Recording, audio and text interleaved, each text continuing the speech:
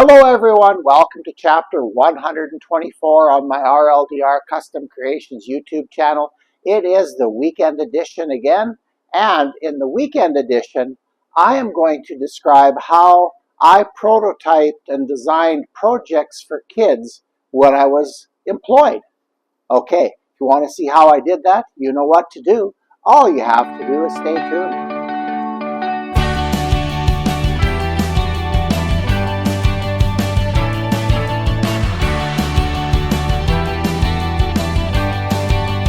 Well, as I said in the introduction today, I'm going to talk a little bit and actually walk you through a project that I'm in the process actually of redesigning.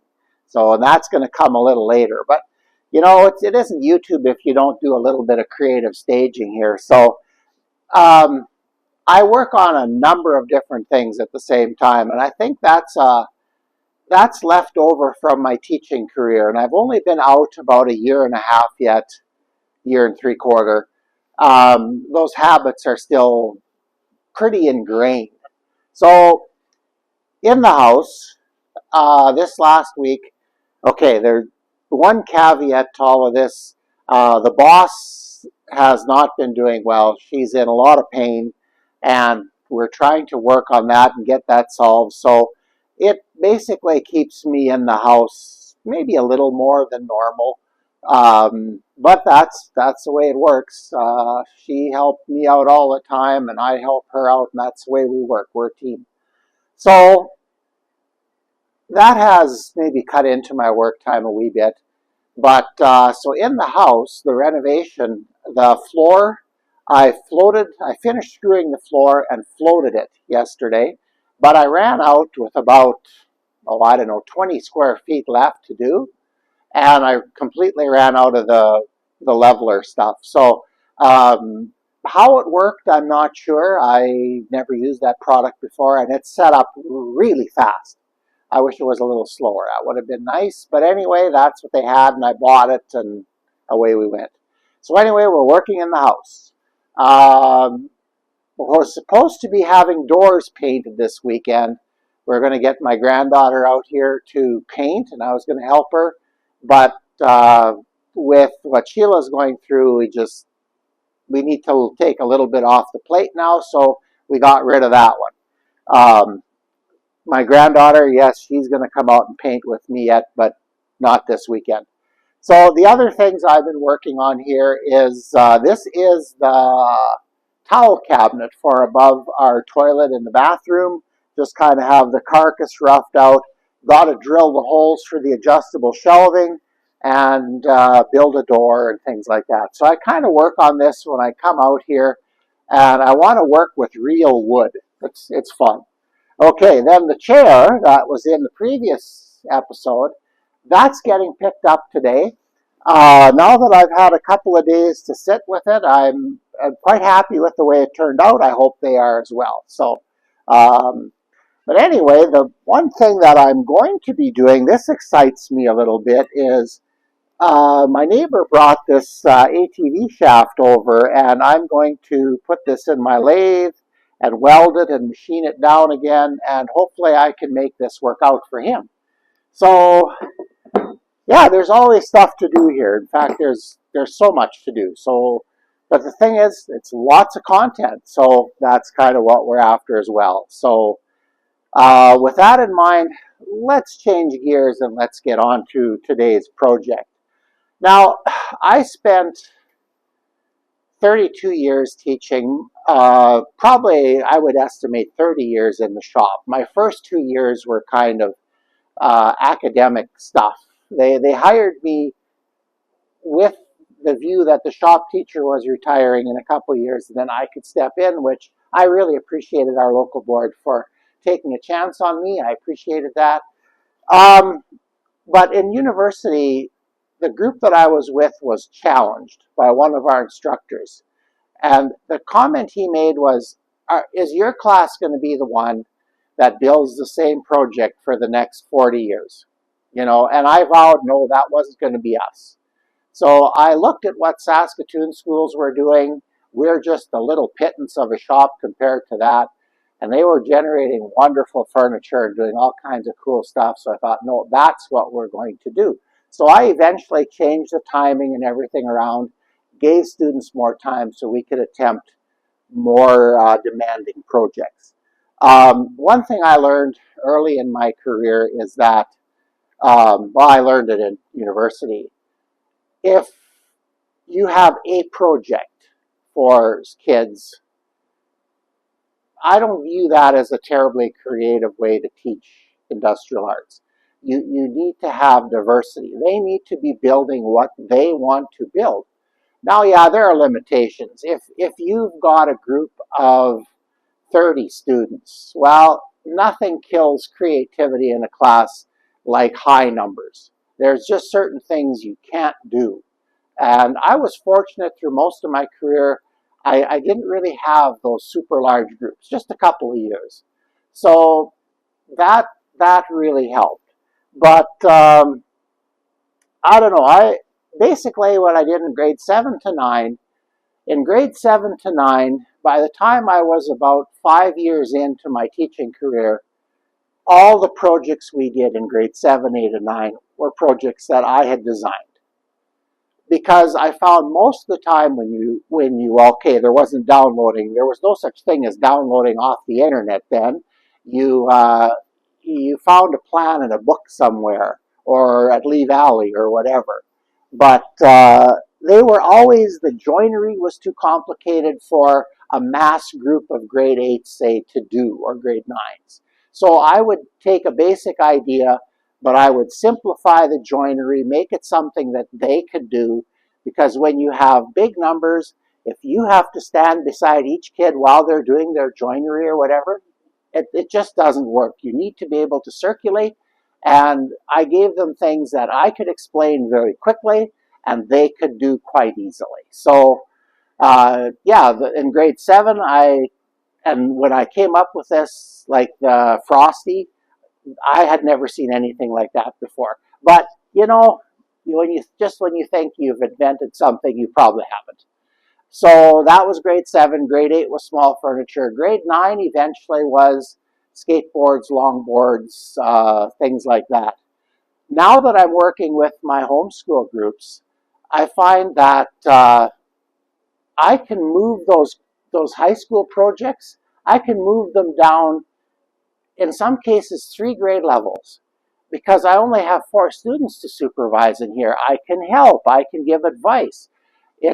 They're not competing with others for my attention, and it just works so much better.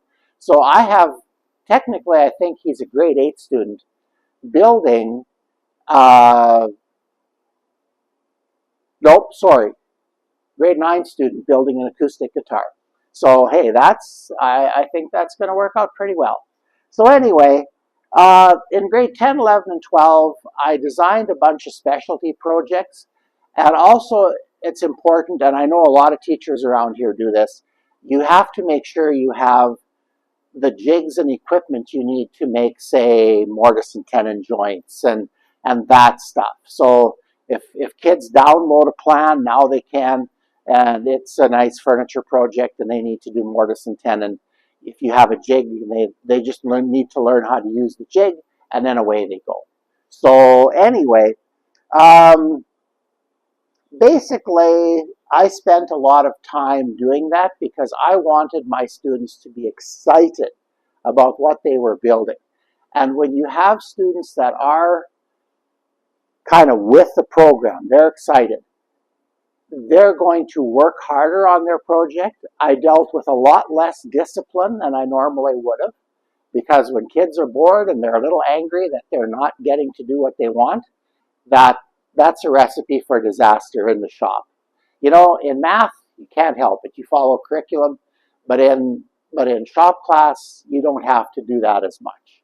So the other thing I ran into, and I think every shop teacher runs into this, you run into those kids that are just way up there. And they've got a plan. They've thought about it all summer.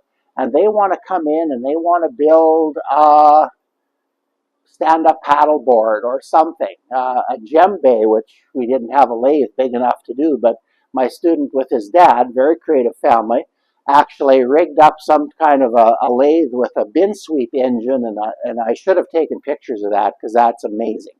But they problem solved their way through it. And I think that's the key. That's why we teach things like industrial arts. It's to teach kids practical problem solving.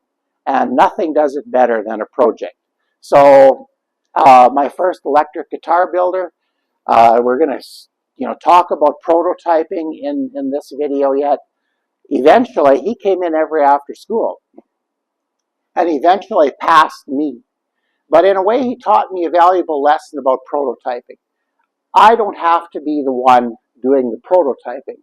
And what I did very quickly after that is I would build just the part of the guitar that I didn't understand when we did a new model. And basically, that the prototyping got done, the whole guitar got done by the first builder. And you need to make sure that you leave enough material here and there, that you leave yourself some flexibility, so if you do make that inevitable mistake, you can correct it. So anyway, I'm going to, I blabbed on here, but I think industrial arts is a super, super, super important subject. And what I see happening in our school division, I'm a little concerned because I don't know. Maybe I did get out at the right time because maybe it won't exist in another 5 years. But anyway, that's another video. So I'm going to bring you back and show you what I'm working on now and how I got onto this topic for this video. Okay, I'll be back in a bit. Okay, I've got you kind of zoomed up into the pattern that I'm now in the process of redesigning. For if you can't see it obviously from, and I apologize for the lightness of my drawing, but I didn't want to do it in marker because I'm not quite finished with this yet. I may need to make some subtle changes, and if it's in marker, then I can't erase a line. So I'll just walk you through what we're doing here. So this is kind of a bent wood rocker. So we've got a rocking piece here, two of them, and then the arm comes from the rocking piece, is bent around and comes into the handle, or sorry, to the armrest here. And then of course this supports it. That won't be laminated, that'll be just cut out. So I need to make sure that that board that this whole thing can be taken out of 1x6 or 2x6, whatever. So 5.5 inches. Okay, the one thing you can see is the back, but the back kind of goes straight up. Now, I mentioned this is a redesign. I had this plan drawn, 20 years ago, and we built dozens of these things.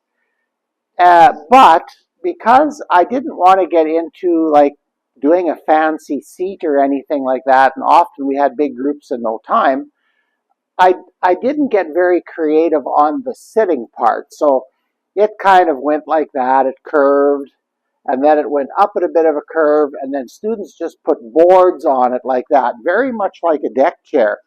But to me, this screamed elegance, the flowing lines, and then we plopped boards on it. So I thought, well, as I mentioned in the previous part of this video, now I can do things with students that I never got to do in my professional job. And we're going to, I still have the chair here that I repaired, and we're going to do something a little more similar to that. And I'll show that to you when I change the camera because I have the chair set up there. All right, so a few pointers that come out of this design. First of all, I wanted every piece to be able to be fit out of a 4-foot board. So right now I only have 1x6 pine. This would be better in 2x material. But so what we do is we take the 1x6 and we plane it and joint one edge, and then we went over to the bandsaw and cut 1 3/4 strips. And then we turned them and resawed them into quarter strips. So these will be an inch and 3/4 is a little extra width. So this will be inch and a half when it's finished. But that way, I think if we stack, what, I don't know, 6 or 7 together, and 1/4 inch strips in this, they bend quite nicely. So this will be a glue lamination here. I need to build a form for that yet. And this will be the other glue lamination there. So again, we need to build a form for that. So now there might be some things that change yet. I'm not quite seeing this here, this kind of anti go over backwards thing, which has kind of a nice look to it. But I'm going to maybe move that in between these two here because it's a little, I don't know. It's just I'm just not feeling it. So the way, okay, this is a kind of an interesting story. So we built this thing for years. And when I moved out of the school, it looks like a herd of locusts went through there. Like, there's nothing left because everything that I built there, I always built with my materials and my time because I thought in the event I got transferred, I didn't want to start over again from scratch in another school. So I thought it would be simpler just to take my stuff with me. So yeah, it looks like it looks bad at school. It's terrible. But anyway, I took all the jigs home and the forms and everything. And when one of my students wanted to build this chair, I started looking for those things. Oh yeah, they have to be around somewhere. Well, I have scoured my property. I can't find the plan or the jigs, and that's very curious to me because that's the only thing I can find. When I went through my file cabinet, I found jigs or found plans for things that we never even built because the student changed their mind. But I have all that, but I don't have this. So anyway, we're going to start over, and in a way, we're going to make it a little better. There were some problems with the other one as well. So anyway, one of the things you need to design these curves like this is I find whatever I have that I can flex and makes a nice even curve. You know, that really, really helps. I use this. This is this is actually the transition between two types of flooring in our house that I ripped out now that we're going to change that. And I find that these metal, this is actually a yardstick, yeah. But a metal yard or meter stick works really good as well. And I just drew this in pencil. Now excuse me, I had the advantage of remembering the other project, the other plan. And the one problem with that is this rocker was over 4 feet long, just barely. So we always had to take, and we had more waste that way. Now, luckily, you could use most of it up cutting other pieces, but this way there'll be no waste in these two bends. So now this might get shortened a little bit. I'm not sure. It depends how long this is, and to be honest, I don't think I measured that, but I don't think it's 4 feet. So we should be fine. This part here is going to go straight up. And then I think, and I'm just going to reposition the camera a little bit here. Okay, let's see. Okay, so there isn't really much to see on the top of the chair, but there's going to be a post going up. And I'm thinking, okay, and the seat base, now you probably can't see it, but I'm going to make here, let's look at the chair that I just repaired. That's a better way to do this. So I have a feeling that we're going to make some type of seat like this. Sorry, I bet you I'm in the way. We're going to make some type of seat with shape in it. And then the back, I don't think we're going to have the top of the chair, you know, having the uprights join into the top of the chair. It's going to be the other way around. Top of the sides are going to go up, and the top of the chair is going to go between. So probably a curve on that as well, and some mortise and tenon. I don't know if I want to laminate that. We'll see. Like I say, I wish I had some 2-inch material, which I will have for next year. But anyway, so that's that's what I mean by designing and prototyping. Now, the nice thing about designing your own projects for industrial arts or shop or whatever you're doing is you can design with your shop in mind. Okay, what kind of wood do I buy? What kind of tooling do I have? What do I have access to? What resources do I have?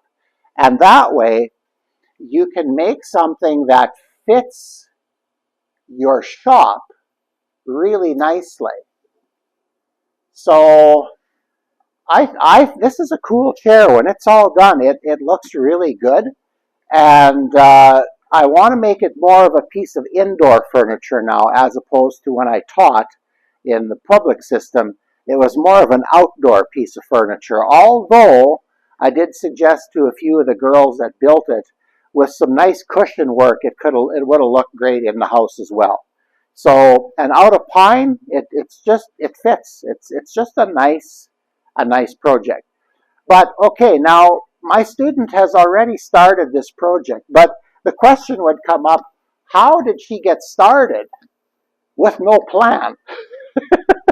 Well, okay, that's a little goofy. First of all, I have most of this in my head. I kind of knew what sizes were what, but now we have everything we need to know. So her first task is cutting all the material. So we're going to cut all the strips necessary to make the bent laminations and finish those. And I'm hoping that, well, I know I will. By the time she has those pieces all ready to go, I'll have one of these bending forms built. And we only need one because there's 2 days of bending here because she's got 2 of these to make. And 2 days of bending here. So I can get her started and stay ahead. Now there are some, remember I said about leaving some things that you had to, so if something went wrong, you could reposition things. When I look at this chair, I think the weight bias is a bit too far forward.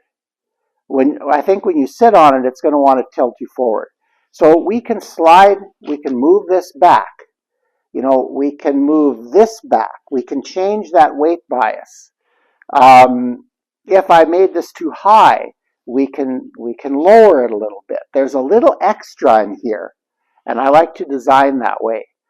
So anyway, with that, that's kind of all I can show you with this.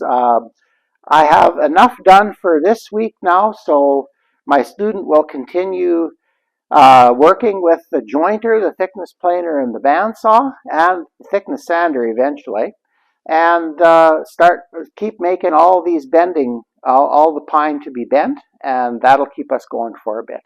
And now we know that there is going to be a seat like that.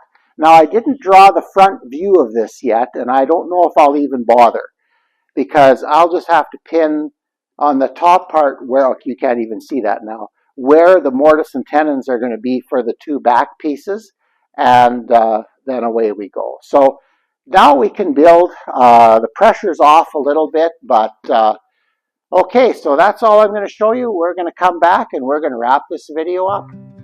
Well, that wraps up the weekend edition.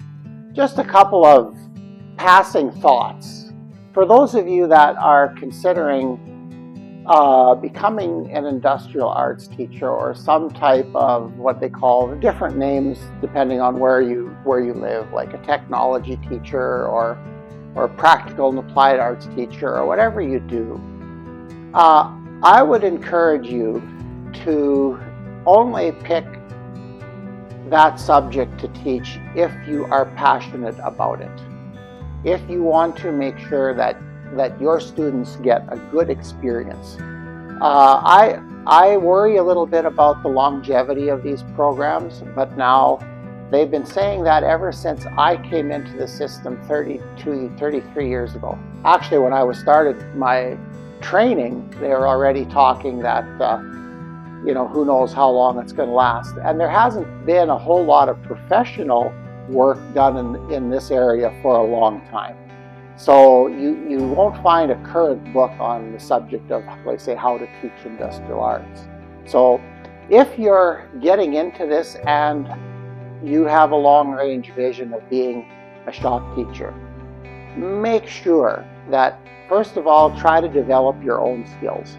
Okay, there's tons of organizations you can get involved with. I did PD every month for one Thursday evening a month. I went to the Saskatchewan Woodworkers Guild, and I got to hang out with some of the elites, like a Don Condra, Jamie Russell, Mike Hosselak, Sheldon Dingwall. I got to hang out with those guys and I got to learn from them. And that really helped me a lot. The other thing that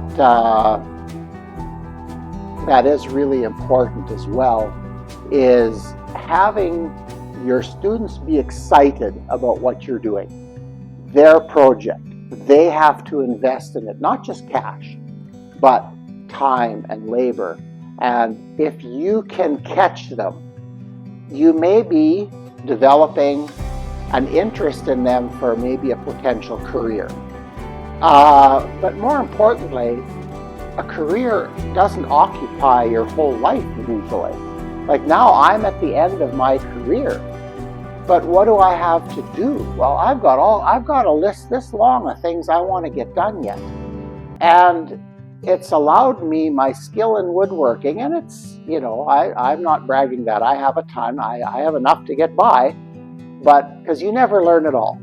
So, but I'm excited about getting students excited and seeing their growth. And if you're like that, by all means pursue this profession, because the rewards, okay, not financial, and you may be the only one that ever realizes there were rewards, but working with students is a wonderful thing, and I enjoyed my time directing them and helping them and problem solving with them, and it became the teacher-student relationship dissolved kind of. It was more like two people working together for a common goal.